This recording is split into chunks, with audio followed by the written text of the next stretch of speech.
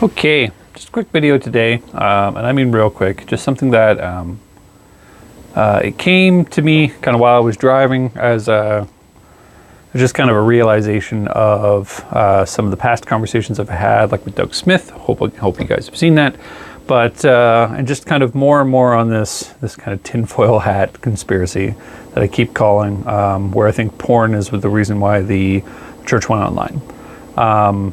There's this Werner Herzog quote, I believe it's Werner Herzog, that talks about how irrational ideas need to be pursued rationally. That if something seems crazy but seems obvious, that you need to pursue that to find out what it is, that it's got a piece of your brain and that it's pushing you towards it. And so I think that's one of the reasons why I'm on this idea so much, because it doesn't make sense, but it does make sense. It doesn't line up, but it does line up, and it's a very confusing kind of state to be in. So I'm driving to work. I have to go pick up some supplies for my church, and I've had the conversation with Doug Smith. We've talked about kind of what's caused online church to kind of happen the way it's happened, and what are some of the pitfalls.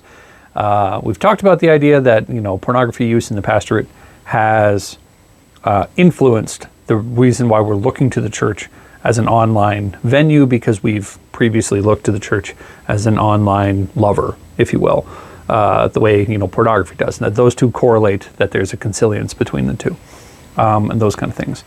And what popped into my mind was that as far as online church goes, major adoption of online church didn't happen until there was major adoption of online pornography in the pastorate. That those things have a sequencing, that you had online pornography enter the scene, and that you had pastors using that sinfully in secret, being caught, the whole gamut. It's really just awful and sinful, and a very big problem in the church. But you had that prior to online church being a thing, that there is a sequencing, that if you did not have online pornography, that we would be assessing online ministry based on it being a first time we've tried to substitute an in-person thing for an online thing, or an in-person activity for an online activity. And it wouldn't be the second time. But because of how the church has struggled with and against and alongside the porn industry, there is a sequencing of this thing, that there is a first and then a second, and not happens at the same time. That this is something that has to be considered of, is there a pastor that closed their churches so that they could go to online services during the pandemic, that didn't struggle with porn, or that didn't have to engage with porn as a reality prior to, that those things line up in that certain way. And I know it sounds crazy, but really, I don't think it is. So this is me asking pastors out there. If you're a pastor, even if you don't talk about online church, even if you're just, you're trying to make it by because, the last couple of years have been crazy, I'd love to know, does your testimony include use of pornography? Have you had victory there? Because, that's awesome, and we should rejoice that you've had victory there. But if your testimony and your pastoral experience in your life has had pornography use in it, did you move your church online?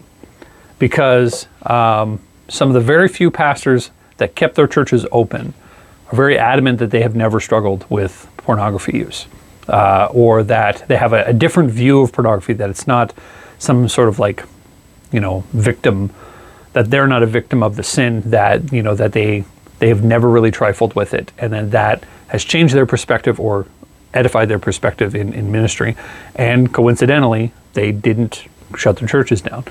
We could drop names, but that's not what I'm interested in. But if you're a pastor and you have experience with porn use in your story with Jesus, did you shut your church down? And do those things line up? And that's all I really want to ask today, because it is a sequencing. There was a one before the other, and it really just kind of came to me while I was driving to work, picking up supplies for my church, that had that sequencing not been there, I wonder if we'd ever gone on church, because we would have had a foreignness to the idea of moving an in-person experience online, but that we didn't have, because the decision makers that are in churches have had to contend with porn. Not that, and that's not me saying that in a condemning way. They had to deal with porn. If you can hear the construction going on, I apologize. It's a very ad hoc, video that I'm trying to do. But if you had to struggle with porn prior to that, did that influence, even in a way that maybe you didn't see, your decisions to move worship online during the pandemic and your decisions afterwards to pursue online ministry as if it was a valid choice? So I'm going to leave it right there. Just wanted to share that kind of insight that I had. Like I said, nice short video. And I hope you guys have a great day. Take care.